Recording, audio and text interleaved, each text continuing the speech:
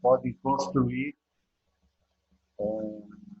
numa residência unifamiliar de baixa renda, como eu havia falado antes para vocês. Vamos abordar algumas questões bem interessantes, porque, por exemplo, a quantidade de água que uma pessoa gasta no Brasil. Nós gastamos no Brasil, em média, de 50 a 200 litros de água diariamente, tá? Distribuído entre chuveiro, vaso sanitário, máquina de lavar, torneira, bacia, veículos, etc, etc, etc, etc, tá? Nos Estados Unidos, eles consomem cerca de 600 litros por casa. Absurdo, né, galera? É muita água, muita água. Vamos lembrar que essa média de 50 e 200 litros aqui no Brasil, nós temos, obviamente, a região Nordeste incluída. Com certeza, na região Nordeste, no sertão, no árido, eles não gastam nem 20 litros por dia. Né? 20 litros por dia deve dar para uma família de 10 pessoas em determinados locais do Nordeste. Então, essa média aí, ela, no Brasil, é nas regiões mais bem servidas, que têm acessibilidade de água. Tá? E nós temos alguns detalhes aqui no Brasil, na verdade, dois grandes detalhes. E quero fazer uma pergunta para vocês que tem relação com cultura geral, acho que a maioria vai saber me responder. Qual é o maior aquífero do mundo? Guarani. Guarani. Tá? E se eu te falar que tu está atrasado? Mas não, eu também não sabia até pouco tempo atrás. Descobri por acaso. 2 anos. Fiquei sabendo fazem 2 anos e já tá, os estudos já estão adiantados há muitos anos. Há 4 anos. Na verdade, o Guarani hoje é o segundo maior aquífero do mundo. Sabe qual é que é o primeiro? Um outro no Brasil, né? Que Exatamente. Um outro aqui do Brasil. Exatamente, que é o Saga. É o Sistema Aquífero Grande Amazônia. É isso aí. Exatamente. Para vocês terem uma ideia do absurdo da quantidade de água, o Guarani, se não me engano, tem aproximadamente 45 mil quilômetros cúbicos de água. Né? E era o maior aquífero do mundo. O aquífero Guarani tem quase 200 mil quilômetros cúbicos de água. Só o aquífero Guarani poderia sustentar, né, com água potável o mundo todo por cerca de 200 anos. Somos privilegiados, não é, galera? A distribuição dos recursos hídricos no Brasil. Tá? Aqui vocês dá para notar de forma bem evidente que a distribuição ela não é igual. Né? Aliás, é bastante desigual. Nós temos a região norte, obviamente, norte e centro-oeste, com uma quantidade enorme de recursos hídricos superficiais. A região sul e sudeste, praticamente uma mesma quantidade, e a região nordeste. A verdade, a região nordeste não é que ela não tenha água. Né? No subsolo, águas subterrâneas, ela é bem servida. É o que eu falei anteriormente. O problema é a acessibilidade da água. Né? Na região norte, nós temos aqueles mananciais absurdos, além do Saga, no subterrâneo, nas águas subterrâneas, nós temos todo o sistema de águas superficiais do Grande Amazonas e outros cursos de água. Em São Paulo, o grande problema são os recursos hídricos utilizados pelas indústrias, galera. O que causou aquele estresse hídrico há uns 2, 3 anos atrás foram, sem dúvida alguma, o excesso, e é ainda o excesso de utilização de recursos hídricos dos corpos dos rios de São Paulo nas indústrias. Realmente isso aí foi terrível e com o passar dos anos chegou aquela situação dramática que hoje está razoavelmente administrada, mas ainda não resolvida, e não vai ser resolvida facilmente, porque o consumo é enorme. Nos últimos 50 anos, nós saltamos no mundo, tá, de 1.060 quilômetros cúbicos para mais de 4.000 quilômetros cúbicos de água anualmente no mundo. É uma quantidade, bem, o número de pessoas também aumentou, nós estamos aí mais de 8 milhões de habitantes, se não me engano, não me lembro bem o número exato,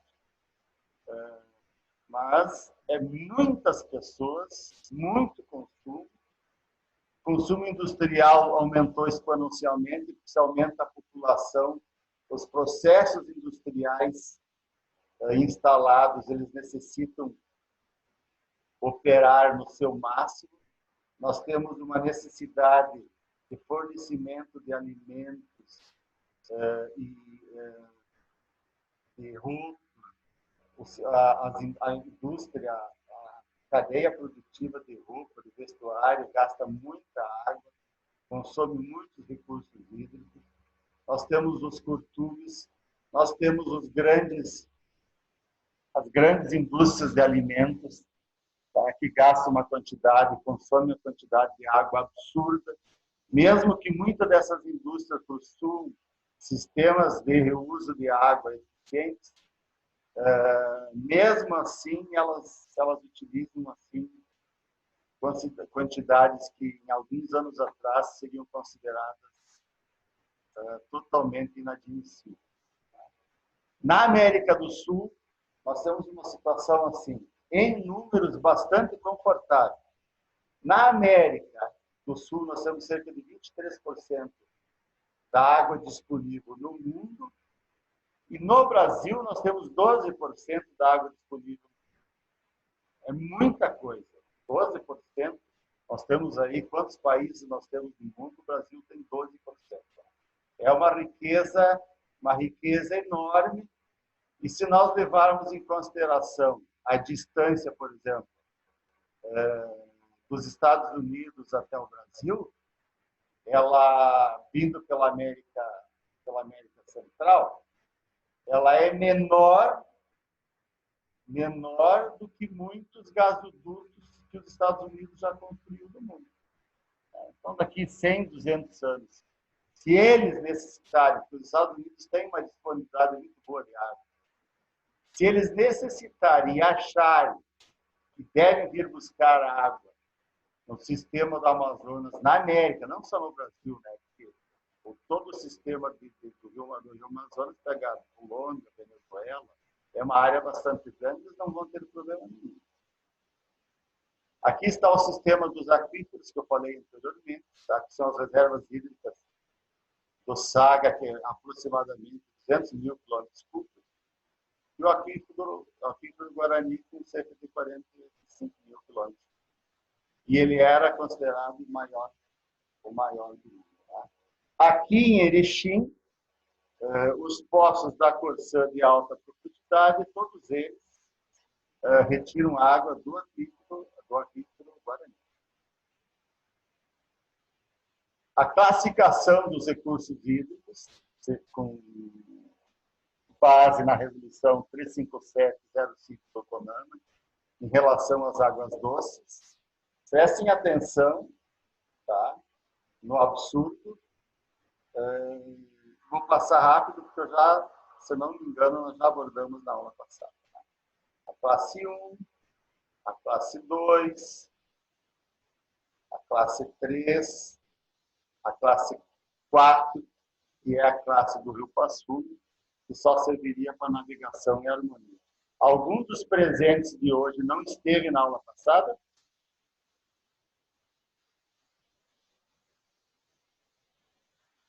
Não explicaria um por um de forma particular.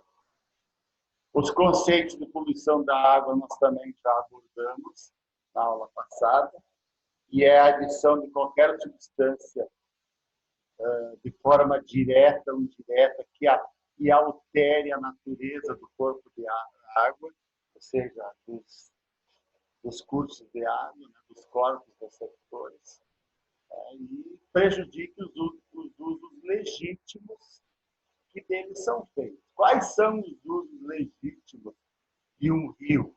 Um rio não tem propriedade, ele pode estar dentro de um estado, de um município, de um estado, dentro da União, não é? Ou binacional. Não importa o rio, ele não é propriedade particular de ninguém. Tá? O uso social da água, certo? Ele transcende a qualquer direito de propriedade.